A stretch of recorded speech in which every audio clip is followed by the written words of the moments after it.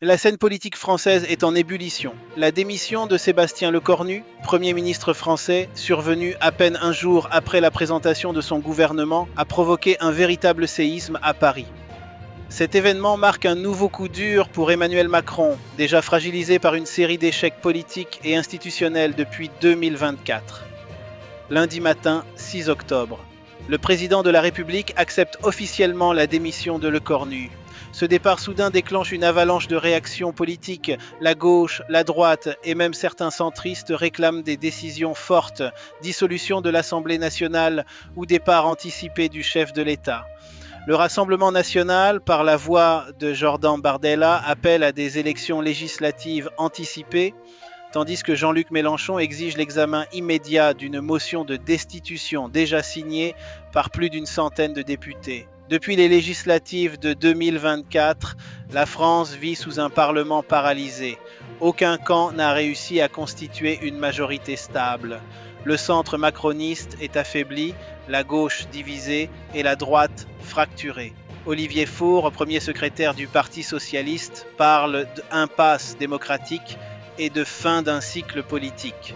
Le dernier gouvernement, présenté le 5 octobre, a été accueilli par une tempête de critiques. Le retour de Bruno Le Maire, cette fois au ministère des Armées, a provoqué la colère de nombreux élus, y compris dans les rangs conservateurs. Bruno Retailleau, chef des Républicains, accuse Lecornu d'avoir menti sur la composition du gouvernement, précipitant ainsi sa chute. Dans la presse internationale, le constat est sans appel. Le Times de Londres qualifie Macron de « canard boiteux », tandis que CNN estime que la France a tourné la page du macronisme. 3 scénarios se dessinent, mais aucun ne semble offrir une véritable porte de sortie. D'abord, la nomination d'un nouveau Premier ministre, extérieur au camp présidentiel. Des noms comme Philippe Brun, issu du centre-gauche, circulent, mais peu y croient vraiment. Ensuite, la dissolution de l'Assemblée nationale. Cette option, risquée mais de plus en plus inévitable, pourrait renvoyer les Français aux urnes. Enfin, la plus radicale, la démission d'Emmanuel Macron lui-même.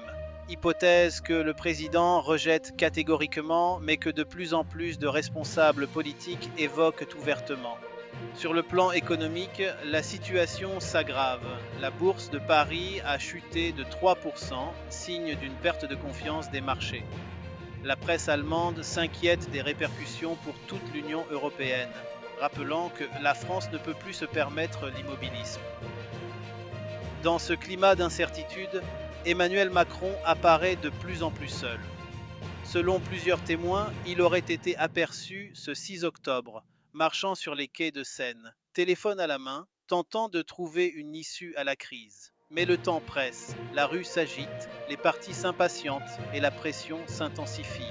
Marine Le Pen résume le sentiment général. Nous sommes au bout du chemin. Dissolution ou démission, il faut trancher. À l'Élysée, le silence est pesant. Une seule certitude demeure. La France est entrée dans une zone de turbulence politique dont elle pourrait ne pas sortir indemne.